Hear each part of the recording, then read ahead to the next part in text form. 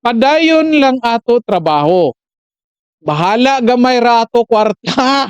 Oh, para sa mga Tagalog dito mga kababayan na hindi naintindihan ito. Ito translate natin. Oh, patuloy lang yung ating trabaho. Kahit na maliit lang yung or konti lang yung pera natin. Diba? I-claim nila na ito yung bank accounts mo, ito yung bank accounts mo. Kapag i-deny ng inaakusahan nila, anong kasunod niyan? I-challenge nila yan na pumirma ng waiver para i-open yung mga bank accounts mga kababayan. Oh, di ba? Yung kasi katulad ng ginawa ng Quadcom doon kay Pangulong Rodrigo Duterte mga kababayan. At anong mangyayari? Of course, kapag ikaw yung inaakusahan, hindi ka magbibigay ng waiver, oh, kapalabas nila na may tinatago ka. Totoo yung sinasabi nila. Okay, magandang araw sa inyo lahat and welcome ulit dito sa ating YouTube Tabunin PH channel mga kabayan. And nandito naman po tayo para sa ating panibagong reaction video ngayon.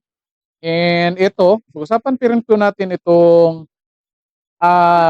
tungkol dito sa impeachment case ni Sara Duterte mga kababayan. Kasi ito mayroong isang kongresista na ito hindi siya pumirma mga kababayan.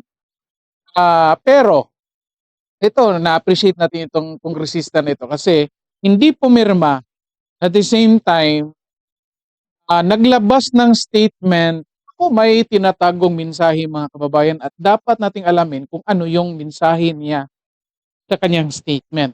Ano kaya ang laman ng kanyang statement mga kababayan? Kung saan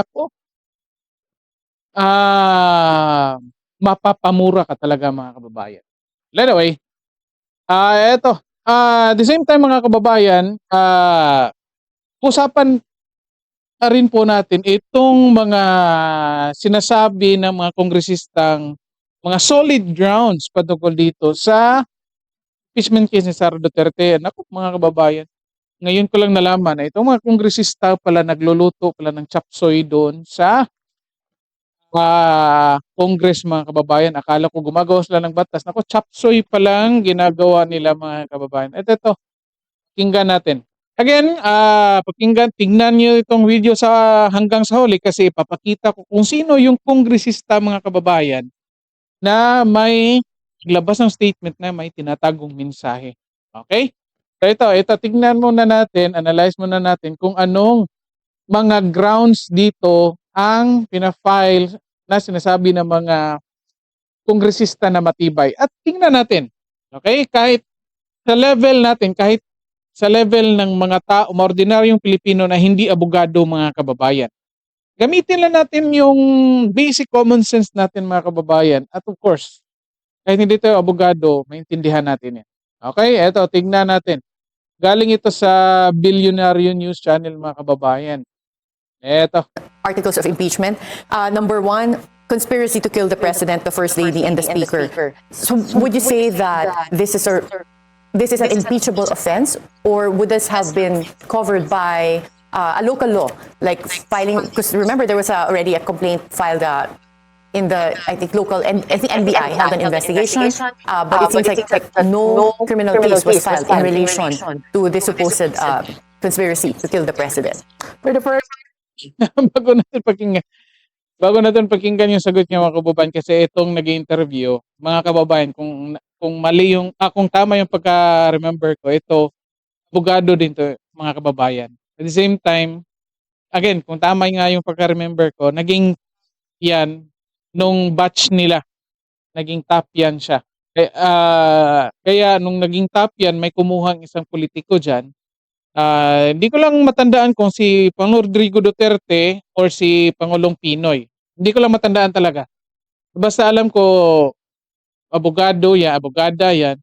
Kaya ito, yung tanong niya, kung napapansin ninyo,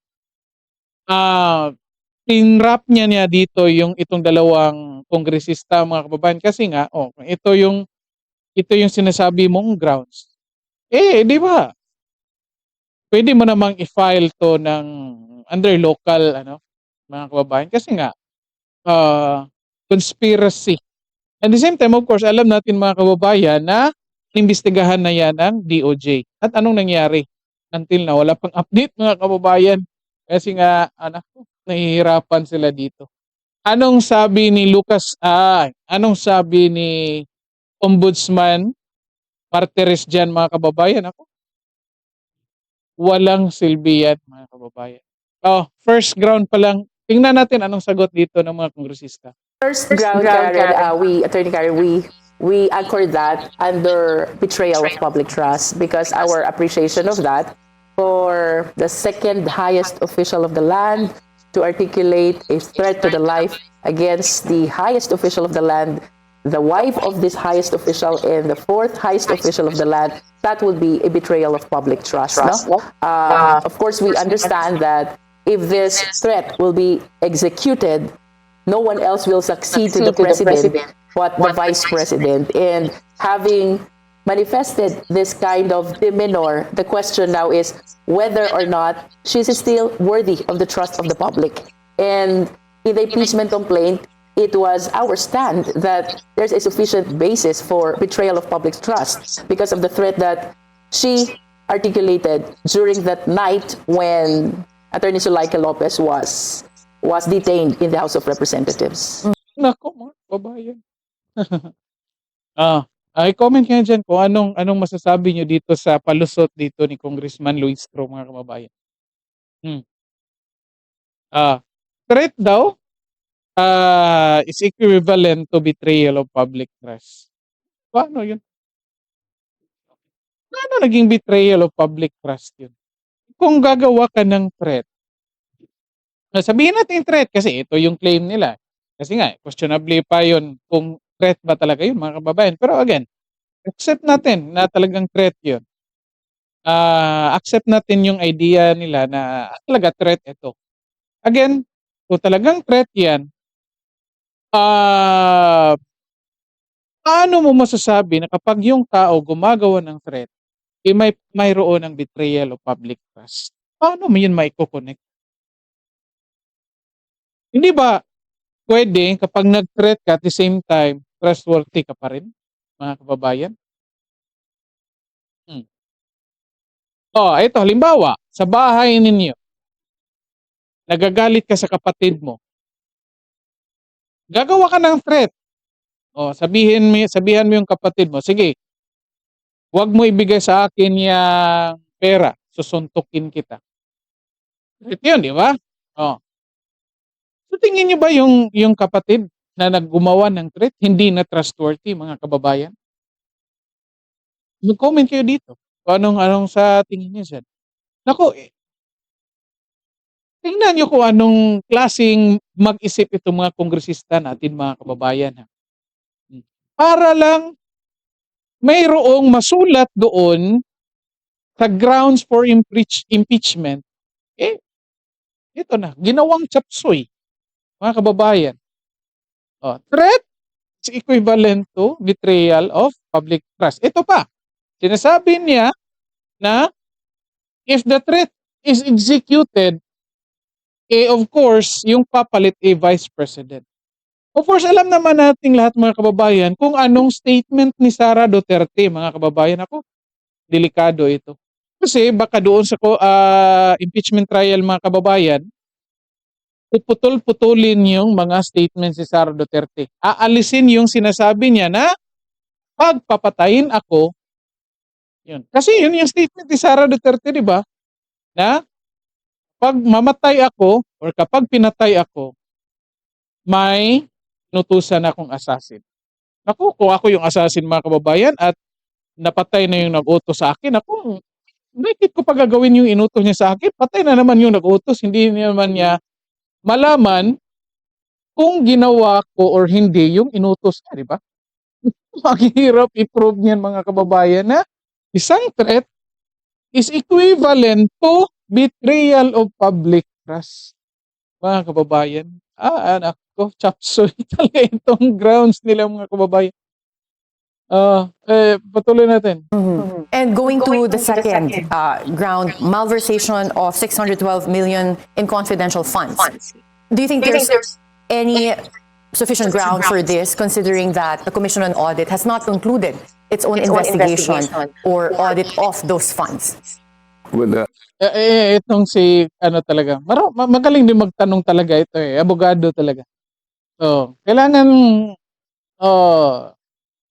may kondisyon talaga eh. Kasi ito yung tanong, may trap, 'di ba mga kababayan? Pakinggan natin. Attorney Karen, I think the Commission Audit has already reported Mukhang kakagising lang ng kongresista na ito mga kababayan eh. Ano ang naku, 4-piece party list mga kababayan. Ginagamit pa itong tingnan nyo, ito anong mga pangalan nila mga kababayan. Halatang panloloko ito eh. Pangalan pa lang ng party list mga kababayan. Akalaan nyo, kasi kung ikaw, isa kang botante mga kababayan, na during election, hindi mo kilala yung mga party list, pipili ka lang doon immediately. Well, of course, unfortunately, karamihan sa mga botante natin, ganyan yung ginagawa na pag party list, doon na lang namimili. Hindi, kasi nga, sinasabi, party list na lang naman yan. Walang, ano yan. And yet, ito, unfortunately, kahit party list lang yan, malaking role pa rin yung binibigay sa kanila kasi kahit anong gawin nila, kahit anong mga batas na ipinapasa nila, lahat tayo apektado. At eto sinasabi ko na ito panloloko eh. 'Di ba? 4-piece party list. Ayun nga, kung ikaw hindi mo kilala yan, of course, yung concern mong mga kung concern mo recipient ng mga 4-piece, yung mga beneficiaries ng 4-piece, iisipin mo na ito, makakatulong ito sa taong bayan. Kasi ito panloloko eh. Daming panloloko dyan. Yung iba ginagamit one rider. Yung concern naman hindi naman sa mga rider. 'Di ba? Hindi sa rider yung concern, yung iba. Ano pa? Senior citizens. Naku, iba yung concern eh. Hindi natin alam kung anong ginagawa nila diyan. May iba sinasabi akbayan. Akbayan pero ang concern nila paninira panggugulo sa bayan, 'di ba? Ito pakinggan natin ito parang naku kakagising lang ni Sir eh. and provided Congress the liquidation report of these funds. And we were able to see that the names of those who were given these funds were fictitious. So that is one strong ground also for impeachment. And is that a practice that's not acceptable when it comes to confidential funds? I think that's something that's not clear to the public. When it comes to confidential funds, are you still supposed to disclose the people that have received the funds, or is it an acceptable reason that you're not supposed to disclose if they are what they call assets or intelligence assets whose security will be compromised? From my end, Attorney Karen, public fund is public accountability. So notwithstanding the fact that it forms part of the confidential fund, to some extent, you should be able to prove that there are indeed recipients of this fund. Ang nangyari po dito sa confidential fund, supported as well by the NBI specimen signature examination. Bukod sa iisang tao lang ang may-ari nung penmanship or strokes ng perma, it was confirmed also by the PSA that these personalities do not appear at all in the data of the Philippine Statistics Authority. So how can we tell that these are real people who actually receive the money? Naku mga kababayan, napansin nyo, hindi sinagot yung tanong, di ba? Ano yung tanong?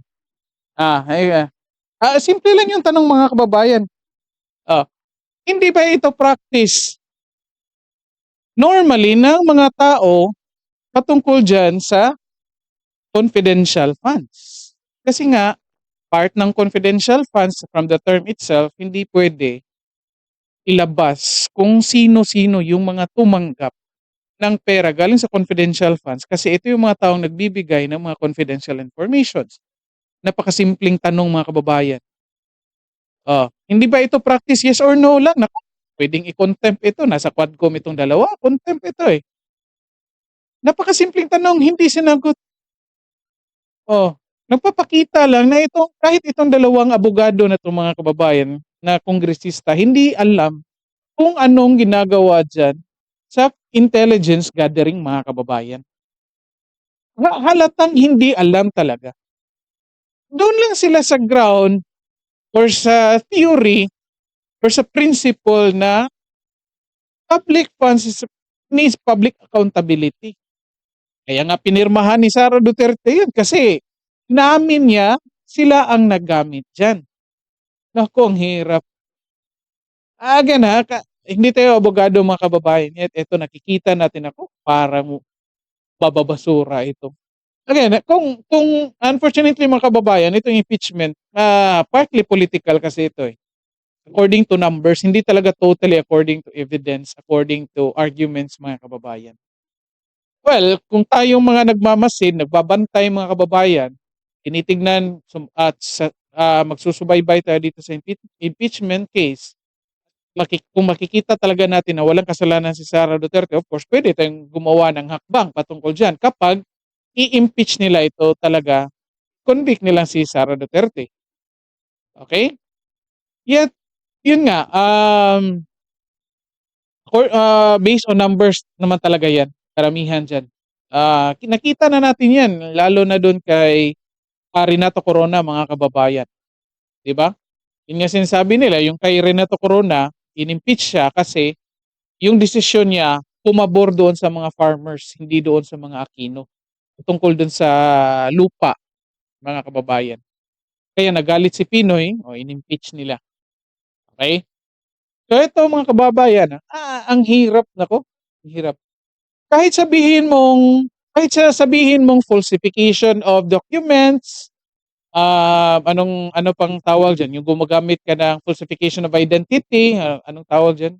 Yung mga lawyer, comment kayo diyan. Kahit sabihin mong ganyan,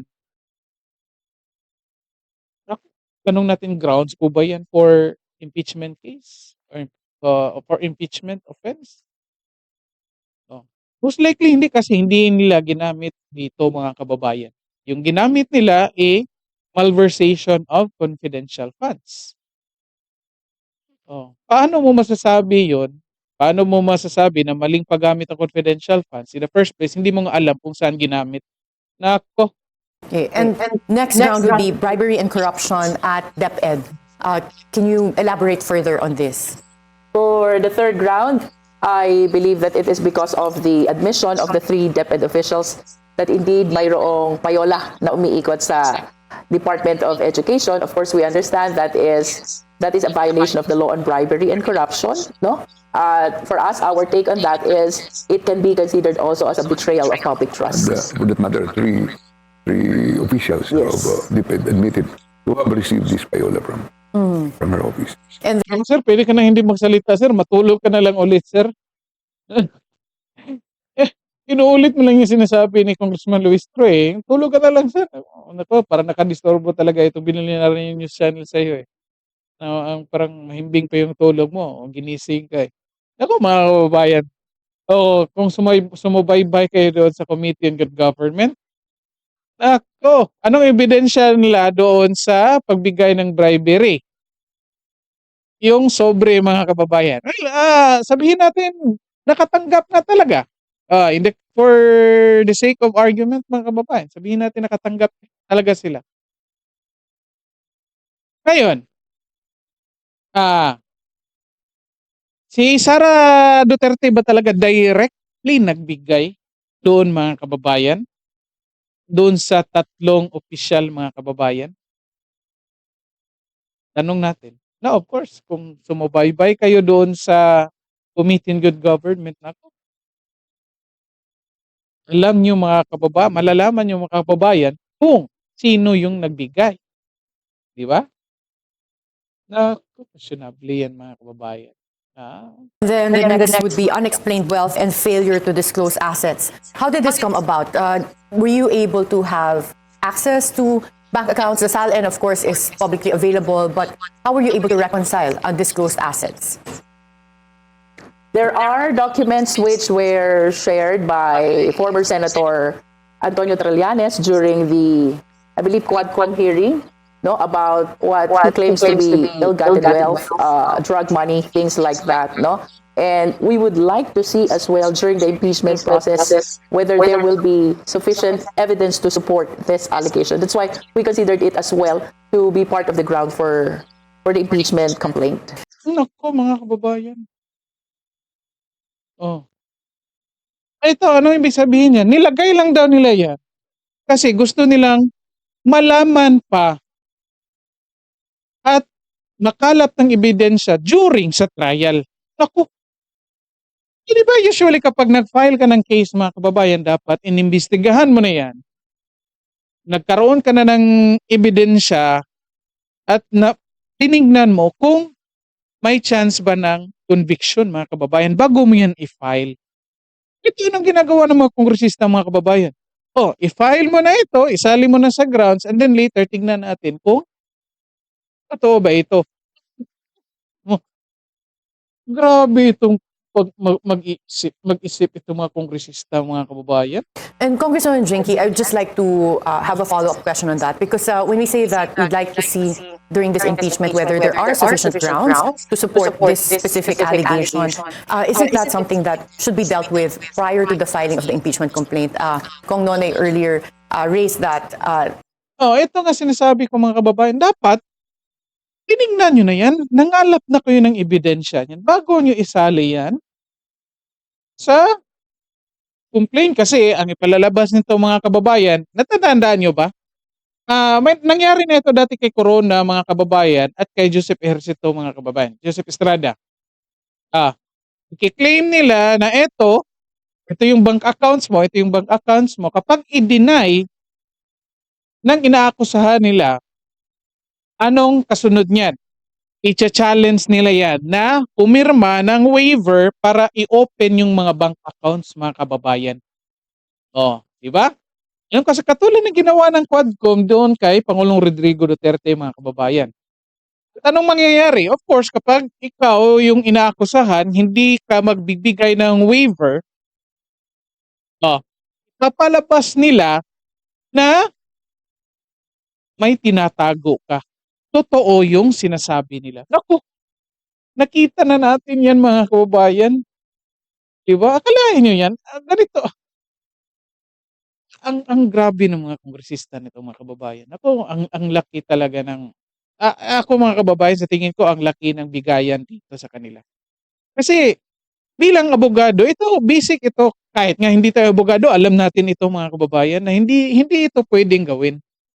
Basta file ka lang ng file, and then later mo natitignan kung anong lalabas na ebidensya during the trial. Hindi pwede yan. Dapat, meron na ka ng ebidensya dyan, inimbestigahan nyo na yan ng mabuti, may ebidensya na, and then may chance for conviction, then i-file nyo na. Diba? Basic yan. Nako, mga kababayan. Ito, tingnan natin. Kalayan nyo, yung naniniwala sila dito kay Sunny Trillanes mga kababayan. Ito, may papakita kong video. Anong sabi dito ng AMLC mga kababayan kung saan sinabi ni Antonio Trillanes na galing sa kanila ang kanyang hawak na bank account ng bank account ni Sara Duterte at ni Rodrigo Duterte. Ito. Now return to the ongoing House hearing. We are the source of the documents or information shown by Senator Trillanes in 2016. And in September 2017, Mr. Chair, the AMLC also issued another public statement denying that we are the source of the documents and information attached by Senator Trillanes in the complaint he filed before the Ombudsman. And mga kababayan, 2016 and 2017 dininay na hindi galing sa AMLC yung sinasabi ni Antonio Trillanes mga kababayan na bank accounts, na shared bank accounts ni Vice President Sara Duterte and Rodrigo Duterte. Ngayon, again, Quadcom hearing ito. Last year ito mga kababayan. in the same public statement, the AMLC denied that we furnished the Office of the Ombudsman such documents in relation to the complaint by Senator Trillanes, Mr. Chair. In other words, AMLAC denied the documents presented by the former In other words ka, ang klaro naman. In other words Senator ka. Trillanes did not originate from your office. Klarong-klaro yun. Yes, Mr. Chair.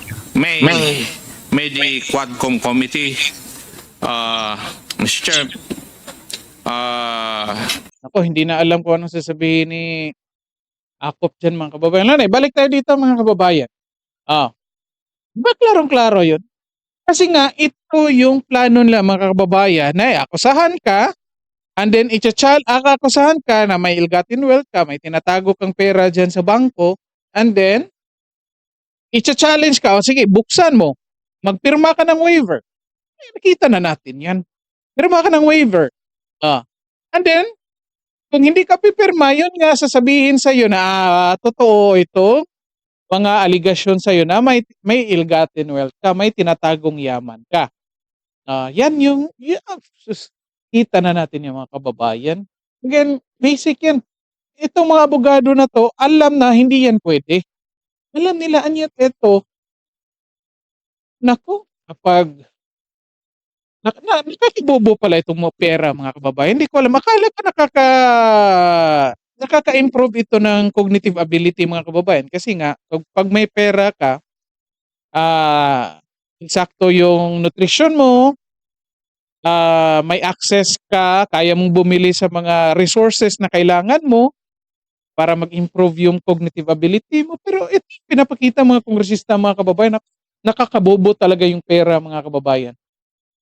Ito, patuloy If na. this went to the House Committee on Justice, that is something that would have had the process akin to a preliminary investigation where they would determine if there are sufficient grounds, because constitutionally we can't use the impeachment court for a fishing expedition to gather evidence. It has to be done at the level of the prosecution before a complaint is filed. So, paano po yung evidence here in terms of allegations of ill-gotten?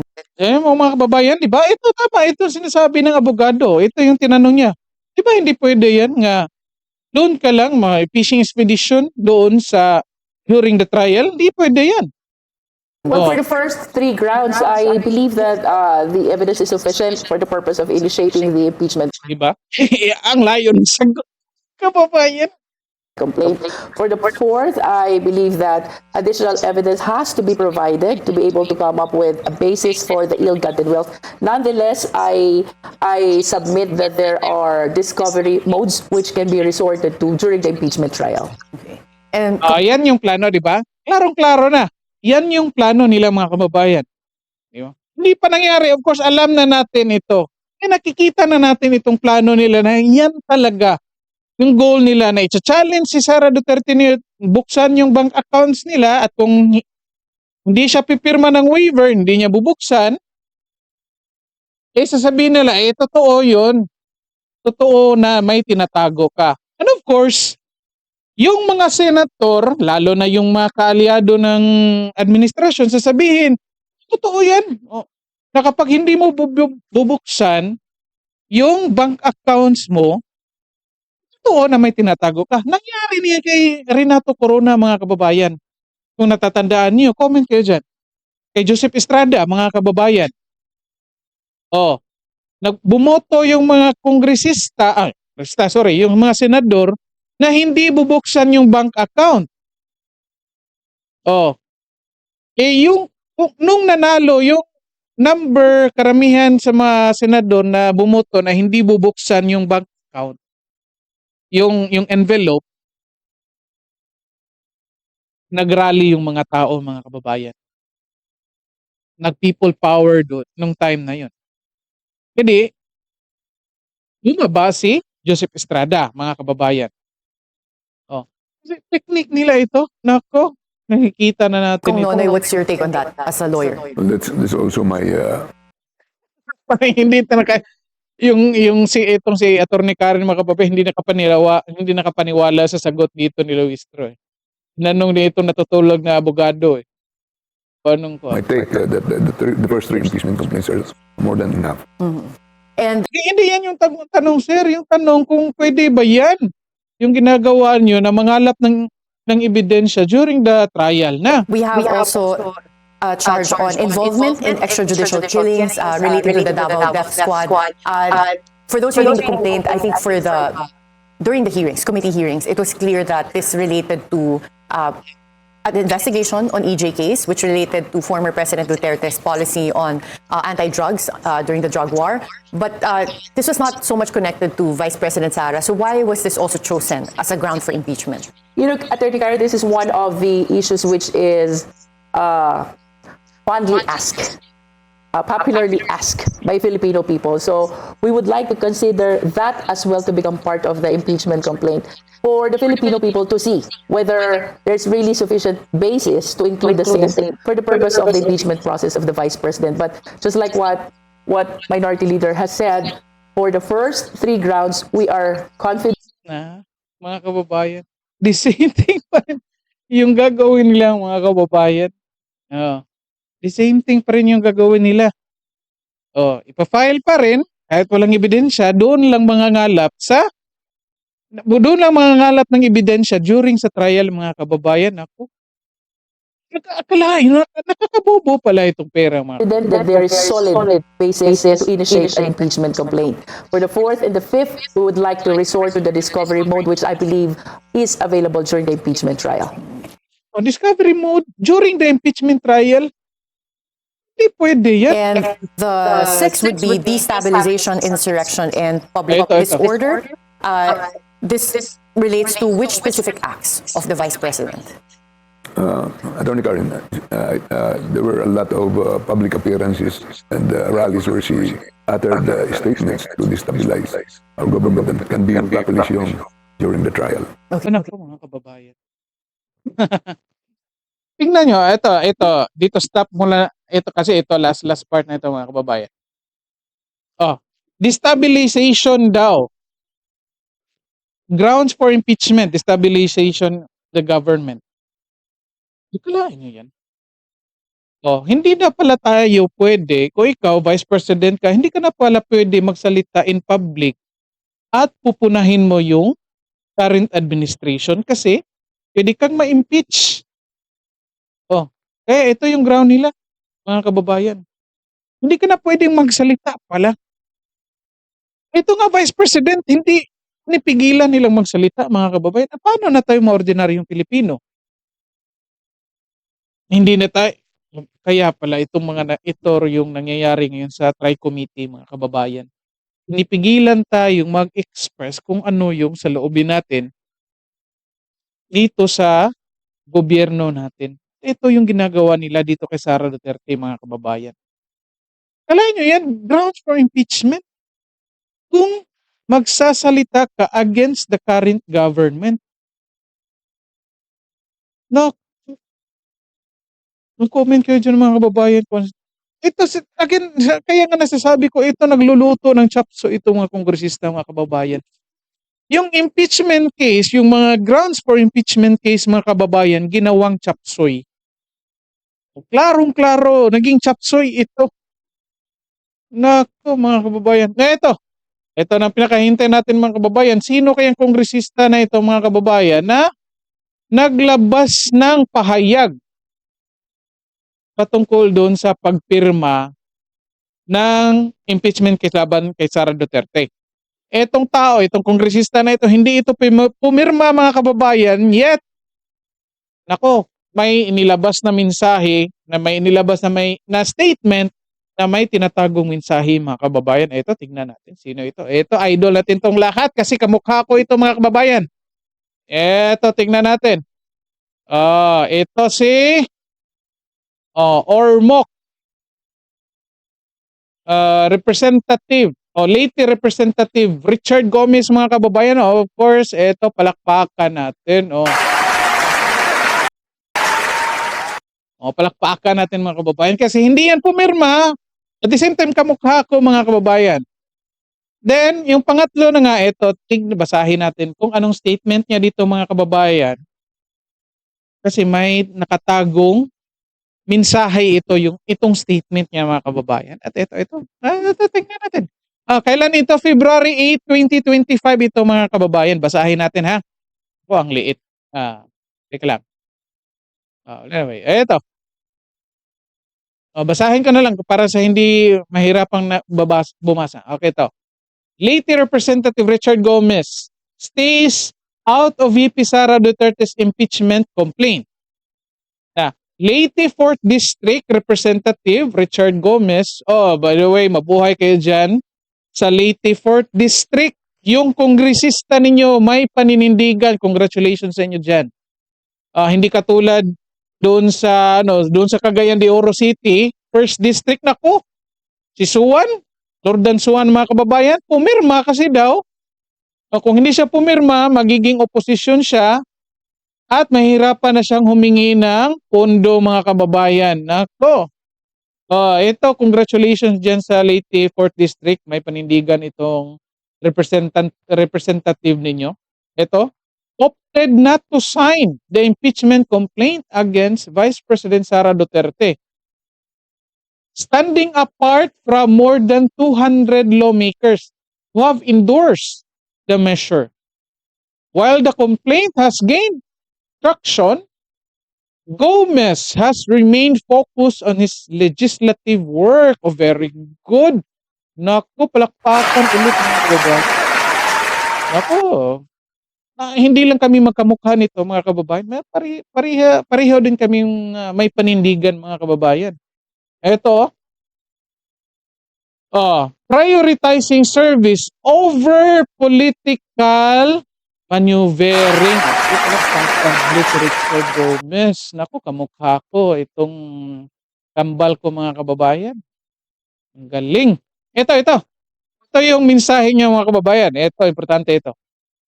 Padayon lang ato trabaho. Bahala gamay rato kwarta. Para sa mga Tagalog dito, mga kababayan, na hindi naintindihan ito. Ito, translate natin. Patuloy lang yung ating trabaho. Kahit na maliit lang yung or konti lang yung pera natin. Di ba? Anong ibig sabihin niya, mga kababayan? Comment kayo dito. Okay, so those are Oh. different acts of the Vice President. Nako. Wag na. Tumigil na kayo dyan. Nagsalita pa si ano eh. Eto. Padayon lang ato trabaho. Bahala gamay rato kwarta.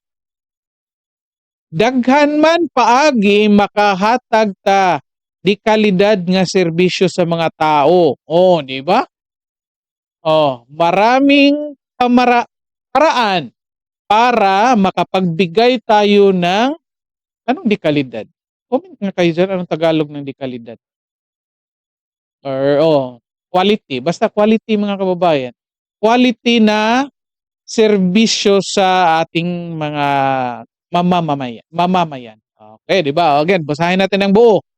Padayon lang ato trabaho, bahala gamay ra ato kwarta. Daghan man paagi makahatag ta di kalidad nga serbisyo sa mga tao. Tagalogin natin, translate natin. Patuloy lang yung trabaho natin. Kahit na konti lang yung pera natin. Maraming paraan para makapagbigay tayo ng maganda o di kalidad or quality na serbisyo para sa mga tao natin. Di ba, mga kababayan? Gomez stated, emphasizing his commitment to serving his constituents without engaging in political conflicts. Naku, ang tindi talaga ni Idol. Palakpakan.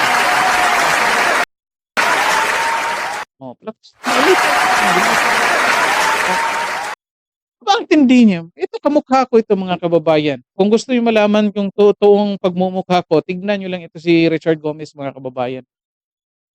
Tignan niyo lang ito si Richard Gomez. Wag ka nang magsalita diyan, Martin Romualdez, kasi bilang ng araw mo may kaso ka na. Okay, again, kung gusto niyo malaman yung pagmumukha ko, tingnan niyo lang si Richard Gomez. Yan yung pagmumukha ko, mga kababayan. Again, analyze natin itong statement ni kambal ko, mga kababayan. Bakit niya dinagdagan dito ng linya na bahala gamay rato kwarta?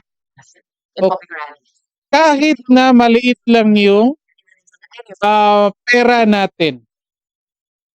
Bakit niya dinagdagan ng ganyan?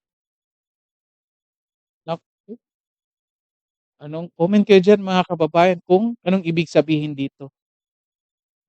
Ito, opinion ko, mga kababayan. Opinion ko dito, na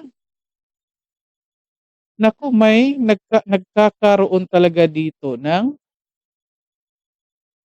bayaran, mga kababayan. Doon sa lahat ng mga pumirma against the impeachment case, mga kababayan. 'Di ba?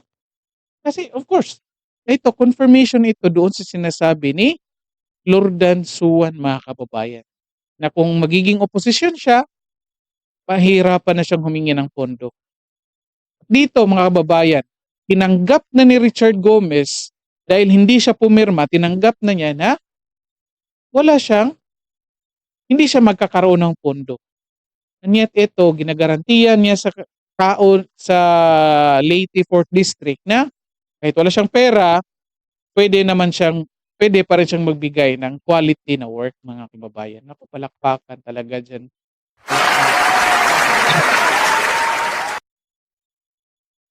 Diba? Naku, ilan lang kayang kongresista meron ganitong klase pag-iisip, mga kababayan. Hindi man ito perfecto si Richard Gomez, mga kababayan. Alam natin, wala namang perfecto talagang kongresista, pero at least, mga kababayan, may paninindigan.